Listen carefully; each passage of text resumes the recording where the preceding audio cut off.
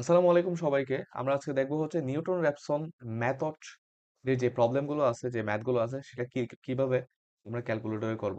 ঠিক আছে? তো আসো আমরা প্রথমে আমাদের ক্যালকুলেটরটা নিব। এটা হচ্ছে একটা প্রবলেম। ওকে? এইখানে স্টেপ বাই স্টেপ হচ্ছে আমি তোমাকে দেখাবো যে এই x1 x2 x3 x4 x5 এগুলো কিভাবে আমরা বের করব। ঠিক আছে? পরীক্ষার হলে এগুলো ক্যালকুলেশন করে বের করতে গেলে অনেক সময় চলে যায়। ওকে, তো প্রথমে কি করবা দেখো, এখানে x1 x2 x3 x4 এগুলো সবগুলো কিন্তু এই ইকুয়েশন থেকে আসে। xn plus 1 equals to 4, xn cube plus 6 divide by 6n square minus 3। এই ইকুয়েশনটা, এই যে এই অংশটা ডান পাশে যে অংশটা আছে সেটা প্রথমে আমরা ক্যালকুলেটরে অ্যাসাইন করব। তো কিভাবে অ্যাসাইন করব দেখো, প্রথমে ক্যালকুলেটরটা আমরা ক্লিয়ার করে নিব।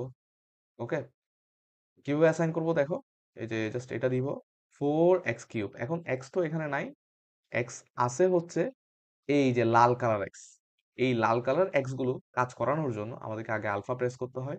এবার এটা এই যে এক্স আসছে, এরপর হচ্ছে আমরা কিউব দিব minus plus 6 divided by 6x square দিব মাইনাস 3 দিব।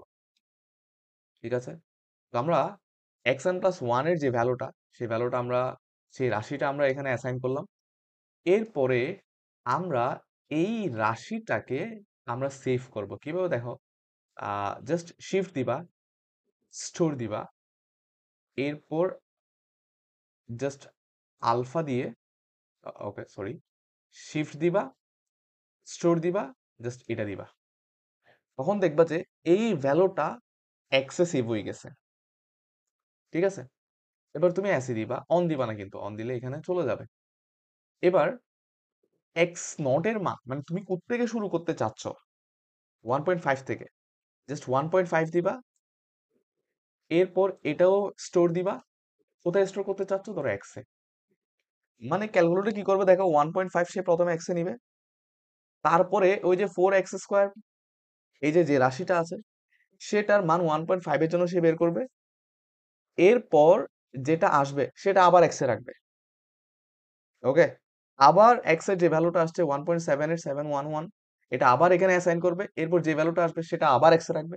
এভাবে সে করতে থাকবে। ঠিক আছে? তো আমরা দুইটা ভ্যালু দিয়ে দিলাম। সেই দুইটা ভ্যালু আমরা কিভাবে দেখবো দেখো, যে আমরা এক্স এর ভ্যালু 1.5 থেকে শুরু করব, আর আমাদের এটার ভ্যালু আমরা এক্স এ রাখবো। ঠিক আছে? এখন এখান থেকে জাস্ট তুমি যদি ক্যালক দাও, তাহলে বলতেছে এক্স এর মান আপনি কত দিতে চাচ্ছেন, তাহলে আমরা 1.5 দিতে যাচ্ছি। এবার জাস্ট ইকুয়াল দিব।